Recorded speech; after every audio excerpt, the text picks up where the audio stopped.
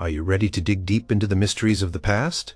Do you ever wonder what happened when people got too old to work in a world without social security or pensions? What did retirement even look like in the years between 500 and 1500 C? Number 1. The incapacitated warrior's care. Life in medieval society was often a tough journey, and for those who dedicated their lives to warfare, the end of their active service rarely meant a peaceful, comfortable leisure time. A knight or foot soldier, injured on the battlefield or simply worn down by years of campaigning, faced a unique and often stark set of possibilities for their later years. There was no widespread formal military pension system as we understand it today, no government agency guaranteeing a regular income to veterans. Instead, the arrangements for incapacitated warriors were deeply personal, often tied to the loyalty and resources of their lord or the charitable impulses of the church. When a knight, for instance, suffered a crippling wound, perhaps losing a limb or being permanently lamed, his immediate future depended heavily on the relationship he had cultivated with his lord. A powerful and wealthy lord might feel a strong sense of obligation towards a loyal retainer who had risked his life in their service. Such an obligation was not just about compassion. It also served as a powerful incentive for other warriors to remain loyal and courageous. If a lord abandoned his injured men, who would fight for him in the future? This unspoken contract often led to the lord providing a small stipend, a place within his castle walls, or even a modest grant of land that could generate a small income. The warrior might be given a small house on the lord's estate, perhaps with a garden plot where he could grow some food if his injuries allowed. His sustenance, however meager, would typically come from the lord's generosity. Sometimes, the care of an incapacitated warrior involved a place in a monastic institution. Monasteries, particularly those with attached hospitals or infirmaries, were centers of charity and healing during the medieval period. A lord might arrange for a wounded knight to be admitted as a lay brother or a permanent resident, often in exchange for a donation or an endowment to the monastery. Inside the monastery, the warrior would find a degree of peace, regular meals, and basic medical attention. Although it might be far from the comfort of a home, he would participate in the monastic routine as his abilities allowed, perhaps spending his days in prayer or light contemplative work. This arrangement offered spiritual solace along with physical care, a quiet end to a life of violence. Records from the 12th century show instances where English kings granted injured soldiers places in various religious houses, sometimes even specifying that they should receive the full allowance of a canon or a monk. For the ordinary foot soldier, a less prominent figure in the military hierarchy, the prospects were often grimmer.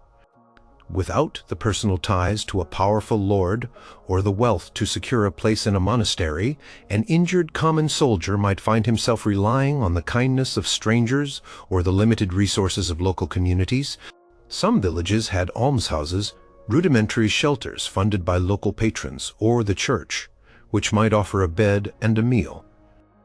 However, these were few and far between, and their capacity was severely limited. Many impoverished and injured veterans were forced to become beggars, relying on the charity of passersby. They would display their wounds as proof of their service, hoping to elicit sympathy and a coin or a piece of bread. This was a precarious existence, often characterized by hunger and exposure. Beyond direct charity, there were sometimes informal arrangements. An injured archer, no longer able to wield a bow effectively, might be allowed to remain in his home village, perhaps performing light duties that did not require physical exertion, such as watching over livestock or assisting with administrative tasks for the village reeve. His neighbors might offer him food and support out of communal solidarity. This was not a structured system, but a reflection of the interconnectedness of medieval village life. Such arrangements were entirely dependent on the goodwill of the community and the individual's prior standing within it. The concept of a military pension was in its nascent stages, not as a universal right, but as a series of specific, often unique grants. English royal accounts from the later medieval period, particularly during the 100 Years' War, occasionally list payments to individual soldiers who had been wounded or disabled in service. These payments were not regular or guaranteed for all. They were discretionary acts of royal favor, usually reserved for those who had performed exceptionally meritorious service or belonged to a certain social standing. A knight who had saved the king's life might receive an annuity or a special grant of land that would provide income for the rest of his days. But this was a privilege, not a widespread policy. A powerful example of this informal system can be seen in the foundation of specific charitable institutions. The Royal Hospital of St. Bartholomew in London, though primarily a hospital for the sick, also cared for some disabled veterans. The Knights Hospitaller, a military order, also provided care for their own injured members, and sometimes for secular knights who had fought alongside them. These were not universal solutions, but rather specific avenues for care that depended on circumstance, patronage, and the sheer luck of being in the right place at the right time. The expectation was that warriors, particularly those of noble birth, would have accumulated some wealth or land during their active years that could sustain them if they became incapacitated. This assumption, however, often ignored the realities of war, where fortunes could be lost as easily as they were gained.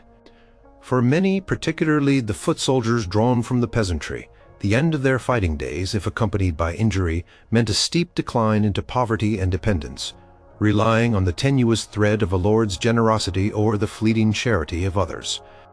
It was a stark reminder that even those who served with courage could find themselves facing a bleak and uncertain future when their strength failed. Number 2. The widow's dower, or jointure.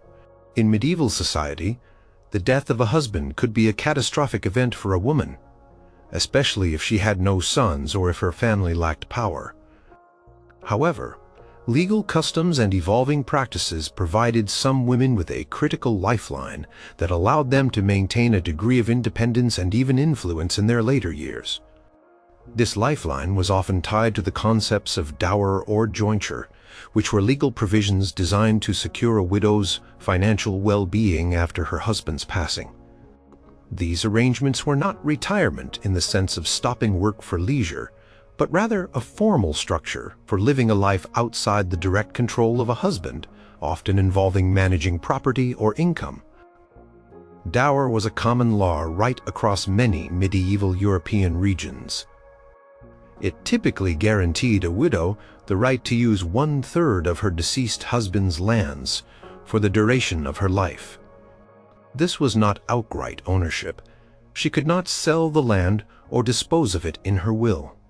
Instead, she had a life interest, meaning she could live on the land, collect its rents, or cultivate its fields, deriving an income from it until her own death.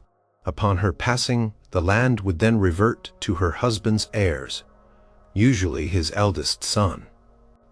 The purpose of dower was to prevent widows from becoming destitute and dependent on their children or other family members, and to acknowledge her contribution to the marital estate. To actually claim her dower, a widow often had to go through a legal process, sometimes involving disputes with her late husband's family, particularly if the heirs were reluctant to part with any portion of the estate. Court records from medieval England and France reveal numerous cases where widows brought actions to claim their dower rights, demonstrating the importance of this provision for their survival and status. A widow with her dower land could maintain her own household, employ servants, and even exert influence within her community, particularly if her dower lands were substantial. She might manage the cultivation of the land, oversee tenants, and engage in local markets, effectively running her own small estate. Jointure, on the other hand, was a more sophisticated and often more generous provision. It was a settlement made before the marriage, often as part of the marriage contract where specific lands or income were explicitly set aside for the wife's use upon her husband's death.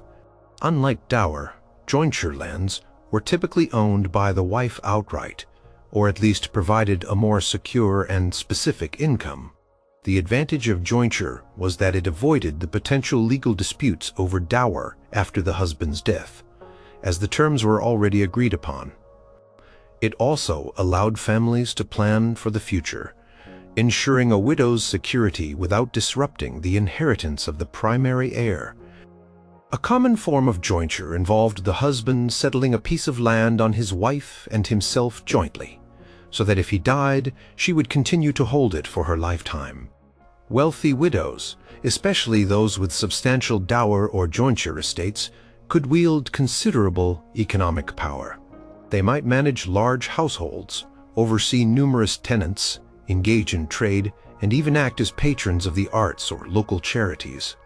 Some noblewomen, upon widowhood, effectively became powerful landowners in their own right, managing their dower portions with skill and acumen.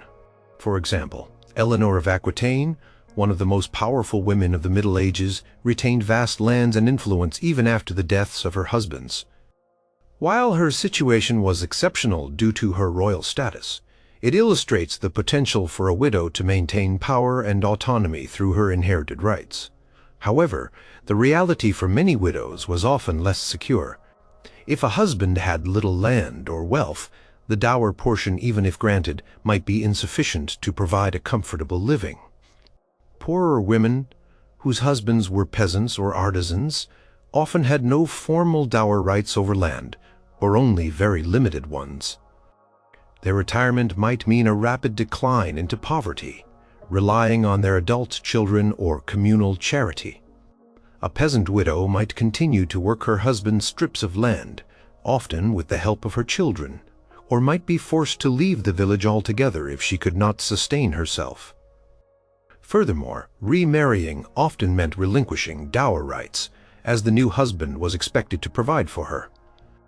This created a dilemma for widows: security versus potential love or companionship.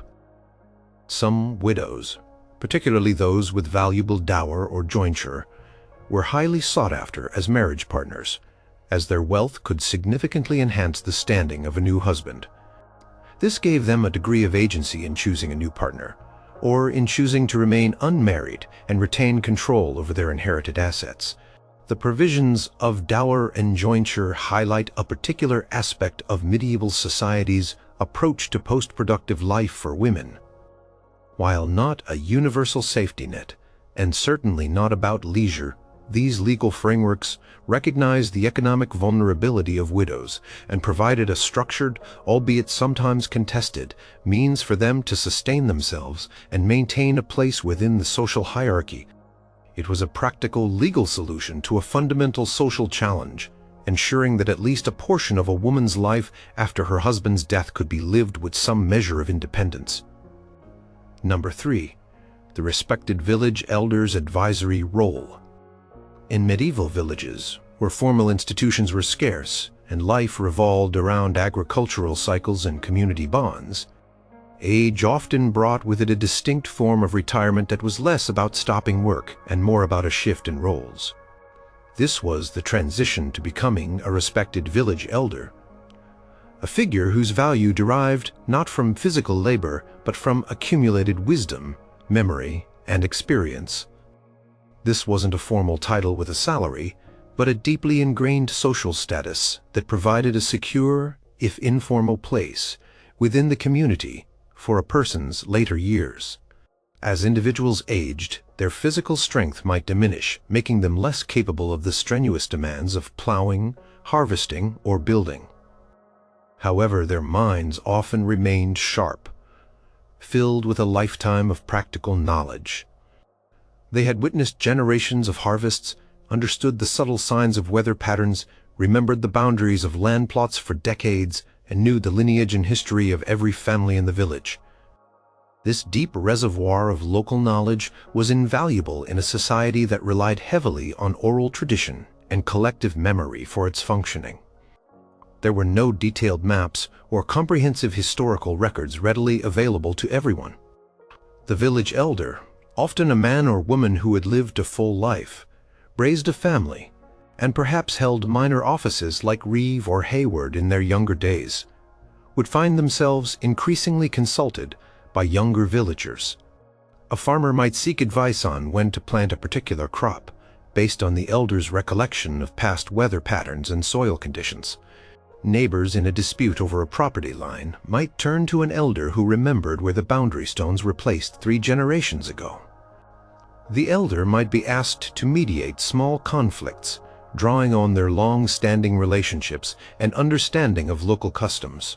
This shift in role meant that while they might no longer be breaking their backs in the fields, their contributions to the community remained vital. They might sit on the village court, not as a formal judge, but as an advisor whose memory of past grievances and customary laws helped shape decisions. They would tell stories of the past, preserving the history and traditions of the village for younger generations.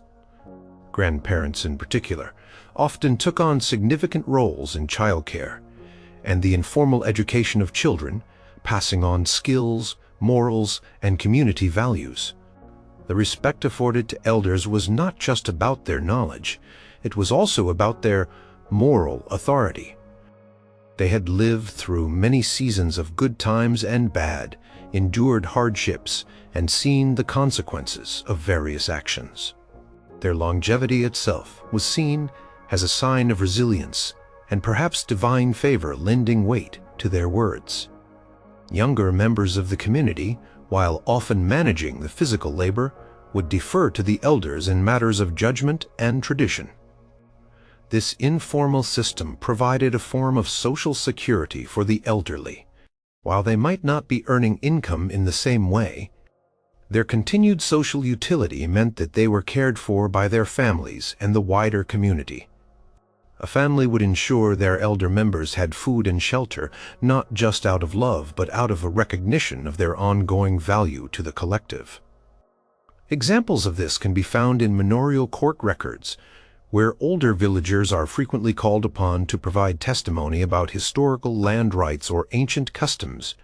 Their sworn statements, often beginning with phrases like, "I remember since my youth," were crucial evidence in resolving disputes.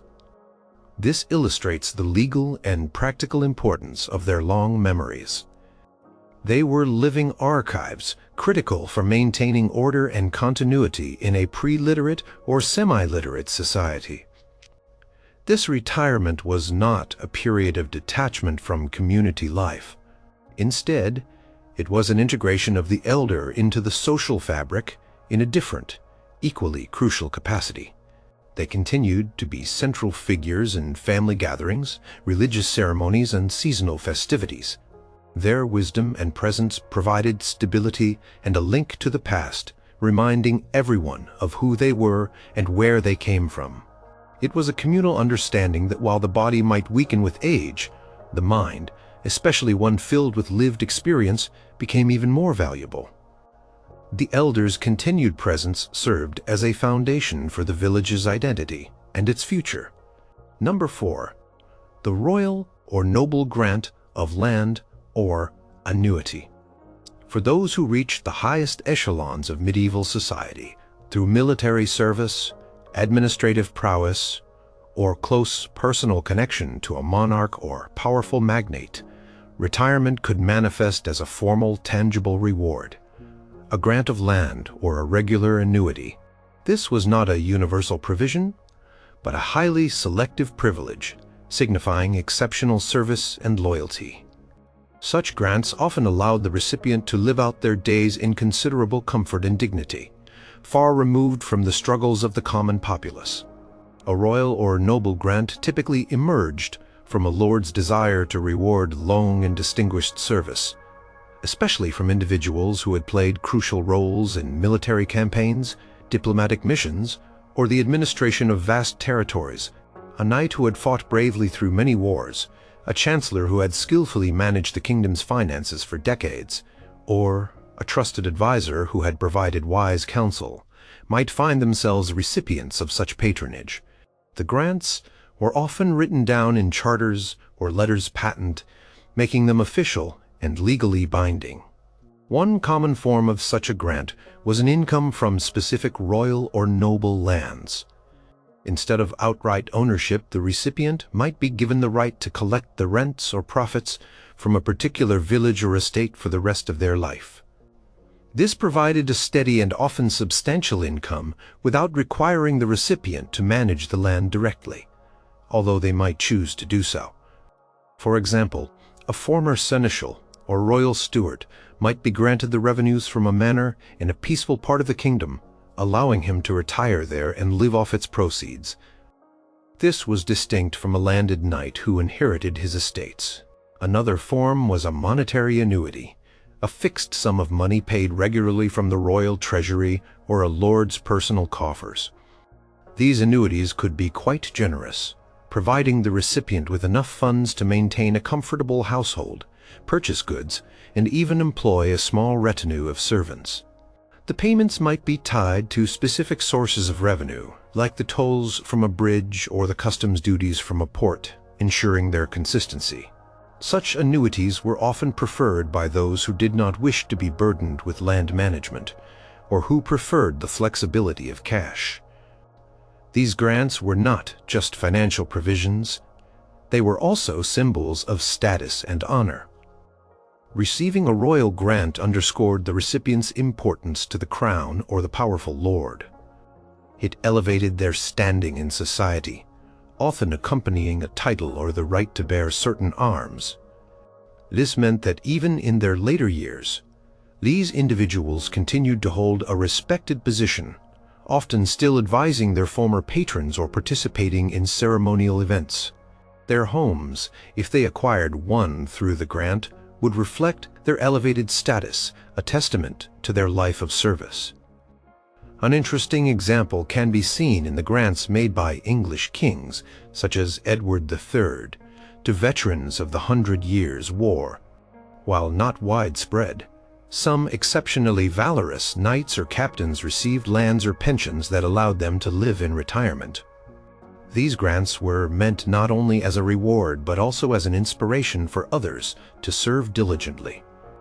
They represented the peak of the patronage system, where personal loyalty and exceptional service could be repaid with a secure and dignified future.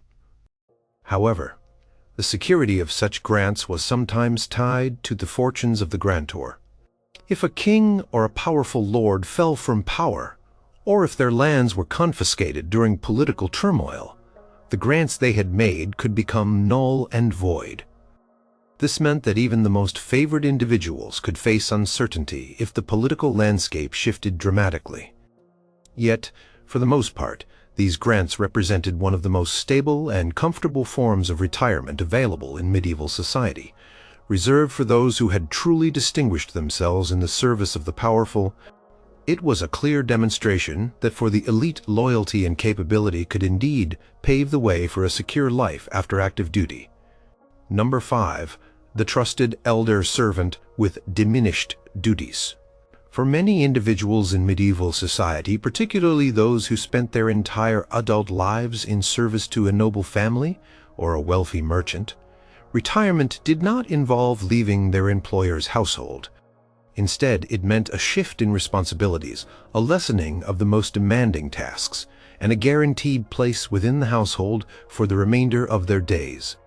This arrangement was a testament to long-standing loyalty, trust, and the deep, often familial bonds that could develop between master and servant. These were not just any servants. They were the trusted household retainers, who had overseen kitchens for decades, managed inventories, cared for generations of children, or guarded the family's valuables. They were the chamberlains who knew the master's habits, the governesses who had raised his children, the cooks who knew every family preference, or the stable masters who understood every horse. Their lives were intimately intertwined with the fortunes of the household they served. As these individuals aged, their physical capabilities might decline, making it difficult to perform the strenuous or rapid tasks required of active household management. Instead of being dismissed, which would have been a sign of disloyalty from the employer and a personal tragedy for the servant, they would often transition into more advisory or supervisory roles. A long-serving head cook might train younger staff, oversee the provisioning, or offer wisdom on culinary matters without having to endure the heat and physical demands of the kitchen daily. A governess might become a companion to the lady of the house, a mentor to younger governesses, or a storyteller for the children. The benefits for the elder servant were profound: guaranteed shelter, food, clothing, and often a small allowance or pension. They would continue to have a room, meals from the household kitchen, and the security of a roof over their head, all provided by their employer. This was a form of social security entirely dependent on the personal relationship with the household. The household in turn benefited from the elder servant's vast experience, institutional memory, and unwavering loyalty. These trusted elders knew the family's traditions, its secrets, its networks, and its customs. They were living archives of the household's history, providing continuity and stability. For example, a lady-in-waiting who had served her mistress from youth to old age might remain in the noblewoman's retinue, no longer performing demanding social duties, but instead serving as a trusted confidant, a supervisor of younger ladies, or simply a respected presence in the household. Her continued presence lent an air of tradition and established order to the noble household. Similarly, an old steward might continue to manage the household accounts from a comfortable chair by the fire. This arrangement also fostered a sense of intergenerational connection within the household. Younger servants would look to these elders for guidance and learning, understanding that their own future security might depend on demonstrating similar loyalty and competence. It created a miniature social safety net built on personal bonds rather than formal contracts. The employer's reputation also benefited from such arrangements. A lord or lady known for caring for their elderly servants was seen as benevolent and honorable, attracting more loyal and capable staff.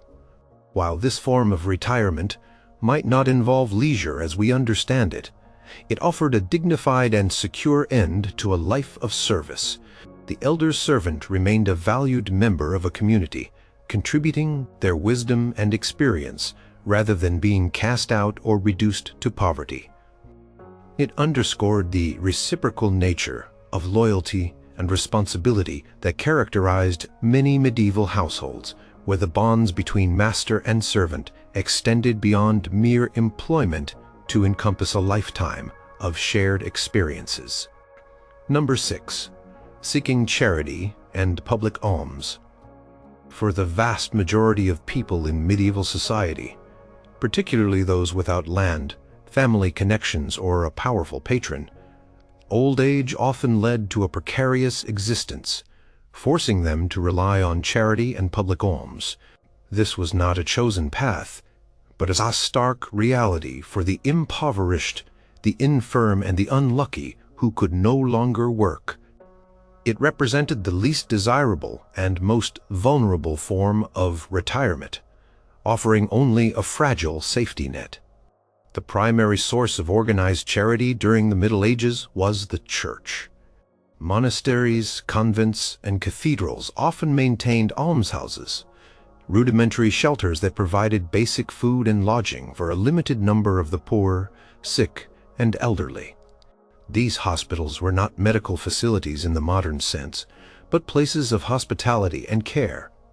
To gain entry, an individual often had to demonstrate genuine need and sometimes prove a connection to the institution or its patrons. However, the capacity of these institutions was always extremely limited, unable to meet the vast demand. Many almshouses had strict rules about who could be admitted, often favoring those who had lived an upright life or were former servants of the founder. Private almsgiving by the wealthy was also a significant, though inconsistent, source of relief. Lords, ladies, and wealthy merchants were encouraged by Christian doctrine to perform acts of charity as a means of ensuring their salvation. They might distribute leftover food from their tables, offer small sums of money, or donate old clothing to the poor gathered outside their gates. On religious feast days or during times of famine, these acts of charity might become more formalized with large-scale distributions of bread or soup. However, such almsgiving was often sporadic and depended entirely on the generosity of the individual donor, offering no long-term security. For those who could not secure a place in an almshouse or rely on regular private patronage, the only option was often to become a beggar. Begging was a widespread phenomenon in medieval towns and along pilgrimage routes. Elderly individuals, often displaying their physical infirmities or disabilities, would stand at church doors, market squares, or city gates, hoping to elicit compassion and a coin or a piece of bread from passersby. The very act of begging carried a social stigma, yet it was a necessary means of survival for countless elderly people who had no other recourse. Some professional beggars even formed loose networks or groups, sharing information about charitable individuals or prosperous routes. The precariousness of this existence cannot be overstated. A sudden illness, a particularly harsh winter, or a decline in local charitable giving could easily push an elderly beggar from the edge of survival into starvation. They lived day to day, entirely dependent on the fluctuating goodwill of others. Their home might be a doorway, a makeshift shelter, or a shared space in a communal lodging. Hygiene was poor, food was scarce, and medical care was almost non-existent. Some towns and guilds, particularly in the later medieval period, began to implement more structured forms of poor relief, sometimes collecting contributions from citizens or guild members to support their own impoverished elderly. These were early localized attempts at a poor law, providing a slightly more reliable source of assistance than individual charity. For instance, a guild might have a small fund to support its aged and infirm members, recognizing their past contributions and ensuring they did not become a burden on the wider community. However, these systems were far from universal and often only applied to specific groups or localities. Despite the pervasive presence of charity, the vast majority of elderly poor faced a difficult and often undignified end to their lives. Their retirement was not a period of rest, but a constant struggle for survival, a testament to the harsh realities of a society without a formal social safety net. It serves as a powerful reminder of the stark inequalities that existed and the critical role of individual and religious charity in alleviating but rarely solving the widespread problem of elderly poverty. Number 7. The master craftsman's continued presence. For master craftsmen in medieval towns, members of powerful guilds that governed their trades, the concept of retirement was not about a sudden cessation of work. Instead, it was often a gradual transition, where their physical labor might diminish, but their authority, wisdom, and financial stake in the workshop remained strong. A master craftsman, having spent decades honing their skill, training apprentices, and establishing their reputation, typically enjoyed a unique status that allowed them to continue their life with dignity and influence even in advanced age. To become a master, a craftsman had to undergo a lengthy and rigorous process, starting as an apprentice, then becoming a journeyman, and finally presenting a masterpiece to the guild for approval. This journey often took decades. Once a master, they owned their workshop, controlled their production, and had the right to train their own apprentices and employ journeymen. They were not merely laborers. They were entrepreneurs, managers, and educators. As a master aged, the physically demanding aspects of their craft might become too arduous. For a blacksmith, the heavy hammering and heat of the forge could take their toll. For a stonemason, the precise chiseling and lifting of heavy blocks could become too much. In such cases, the master would not simply stop working. Instead, they would often hand over the more physically demanding tasks to their journeyman, or even to a trusted, experienced apprentice who was close to becoming the master themselves. The older master, however, retained ownership of the workshop and its tools. They continued to live in the premises, which often included the workshop, the living quarters, and sometimes a shop front. Their work would shift to overseeing the quality of the goods produced, managing the finances, negotiating with suppliers and customers, and continuing to instruct their apprentices in the finer points of the craft. Their experience was invaluable for maintaining the workshop's reputation and ensuring the highest standards of workmanship. They might spend their days inspecting finished goods, advising younger craftsmen, or managing the workshop's books. Financially, an aging master craftsman was often well off. They had accumulated wealth from decades of successful trade, possibly owning multiple properties in the town, investing in other ventures, or collecting rents from tenants. The fees paid by new apprentices upon their entry into the guild, and the fees paid by journeymen seeking to become masters, could also provide a regular income stream. So while their active participation in production might decline, their income and their influence within the guild structure remained robust. Guilds themselves often played a role in providing a safety net for their aged masters. Many guilds maintained funds for the welfare of their members, offering support to those who became ill or too old to work.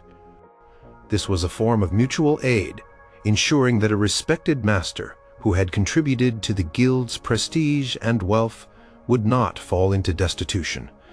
The guild might also ensure that the master's family was provided for upon his death, especially if he left a widow or young children. The master's continued presence in the workshop also served as a symbol of continuity and tradition. Younger craftsmen looked to them as embodiments of skill and success. Their wisdom was sought not just for practical advice on crafting techniques, but also on business matters, guild, politics, and even personal affairs. This was a form of retirement that maintained social standing and financial security, albeit one where the individual remained deeply integrated into their professional identity and community. It demonstrated that for those at the top of their trade, old age could be a period of sustained influence rather than a complete withdrawal from productive life. Number 8. Life as a retained dependent in a great household. For individuals who had served long and loyally in the households of powerful nobles, wealthy merchants, or even royalty, retirement might take the form of continued residence within that very household, but with significantly reduced duties. This was not a formal pension scheme, but an arrangement rooted in mutual loyalty, a deep sense of patronage, and the master's desire to honor faithful service.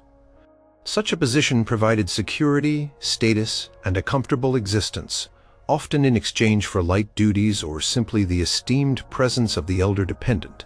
These retained dependents were distinct from common servants. They might be former knights who were no longer fit for combat, but too respected to be cast aside.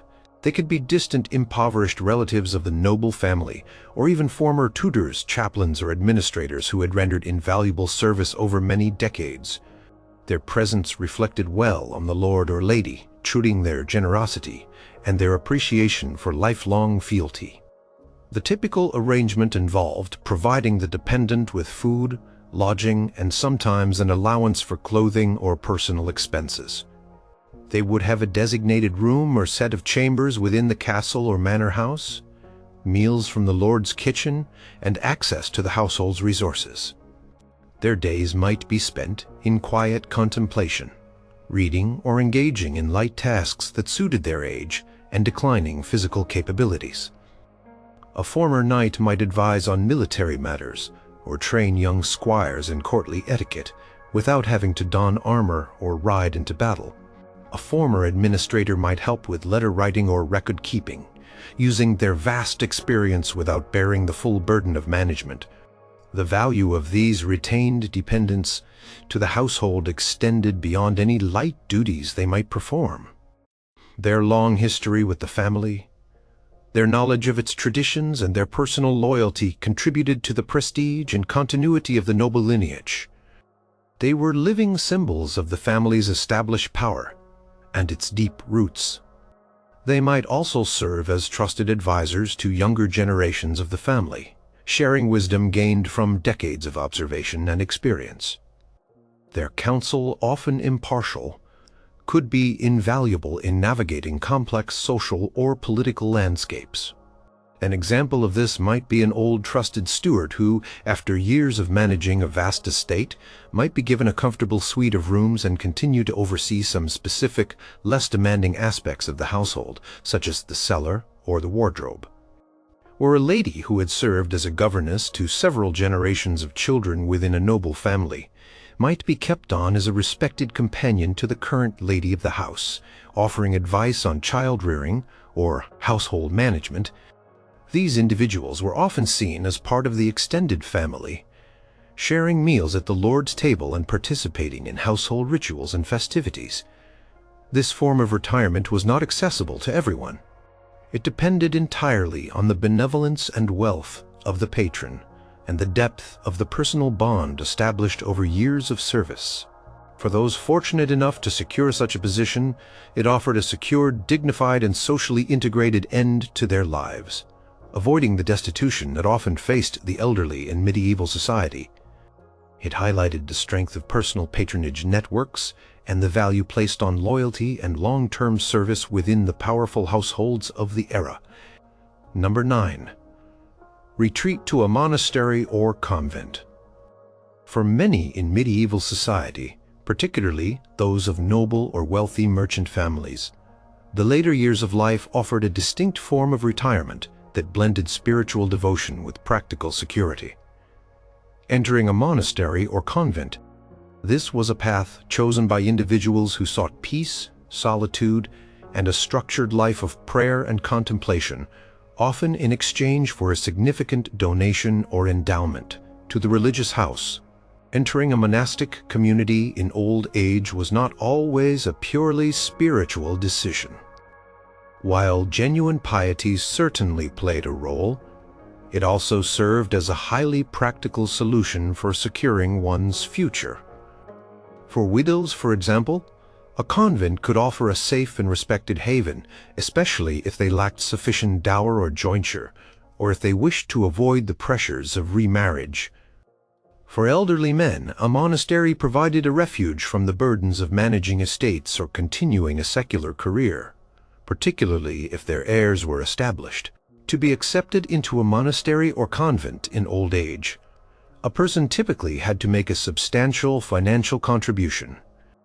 This could be in the form of land money or valuable goods, an endowment that would support the individual during their residency and contribute to the upkeep of the religious community. In return for this gift, the monastery would provide a guaranteed place to live, food, clothing, and spiritual care for the rest of their days.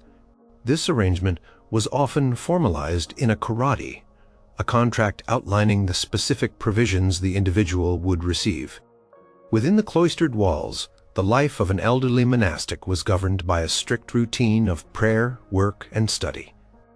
While the youngest and strongest members might be assigned to manual labor or administrative tasks, older members were often given lighter duties. They might spend their days in contemplation, copying manuscripts, tending to the infirmary, or engaging in light gardening. Their spiritual experience and wisdom were often highly valued by the younger members of the community, and they might serve as mentor or spiritual advisors.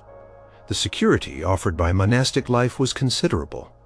Unlike the unpredictable world outside, the monastery provided a consistent supply of food, shelter, and companionship. It was a self-sufficient community, largely immune to the fluctuations of the broader economy or the dangers of warfare. Furthermore, the spiritual focus of monastic life offered solace and a sense of purpose for those approaching the end of their lives, providing a structured path toward salvation. Examples of this practice are plentiful in historical records. Many powerful noble families, like the Counts of Flanders or the Dukes of Burgundy, had members who retired to monasteries. Kings and queens, especially those who had been widowed or deposed, sometimes chose this path. For instance, Matilda, the mother of King Henry II of England, spent her later years in the Abbey of Notre-Dame du Bec, although she continued to wield considerable political influence from within its walls. These were not always cases of complete withdrawal from the world, as some high-status individuals maintained connections and influence even from within the cloister. However, entering a monastery was not always a voluntary choice for everyone. Sometimes, powerful families would place younger children, particularly daughters, into convents if there was no suitable marriage alliance or if they wished to consolidate their wealth and avoid dividing inheritances. But for the elderly, it was often a deliberate and considered decision, weighing the desire for spiritual fulfillment against the practical need for security and a peaceful end to their lives. It was a powerful demonstration of how religious institutions played a crucial role in providing a form of social welfare and retirement for a specific segment of medieval society. Number 10. The transfer of the family holdings. For the vast majority of people in medieval society, particularly peasant farmers and minor gentry, retirement was not a concept of leisure. Instead, it was often a critical and often legally formalized process of transferring the primary management and income generation of the family's land or craft to the next generation. This arrangement, often recorded in manorial court rolls or legal agreements, ensured the elders' continued support while allowing the younger generation to take on full responsibility. This was a practical necessity, rooted in the agrarian nature of the economy and the intergenerational continuity of family units. At the heart of this scenario was the surrender or resignation of land. When a peasant farmer or a small landowner reached an age where they could no longer effectively work their fields, or when their eldest son was ready to assume the headship of the household, they would formally hand over their customary tenure or freehold property. This transfer would often take place in the presence of the manorial lord or his steward, and it would be recorded in the manorial court rolls. This formal act made the transfer legally binding and public. Crucially, this transfer was almost always conditional. In exchange for relinquishing control, the elder parents would receive a guaranteed provision for the rest of their lives. These provisions, often detailed in the agreement, could include a specific room or cottage on the property, a regular supply of grain, wheat, oats, barley, a certain number of loaves of bread, quantities of beer or ale, firewood, clothing, and sometimes even the right to graze a certain number of animals or use a portion of the garden.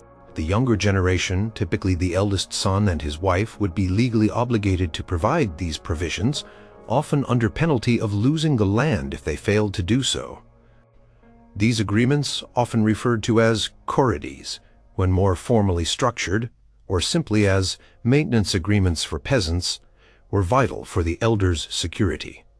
They reflected a social understanding that parents had a right to be supported by their children after decades of labor and investment in the family holding. Disputes, however, were not uncommon.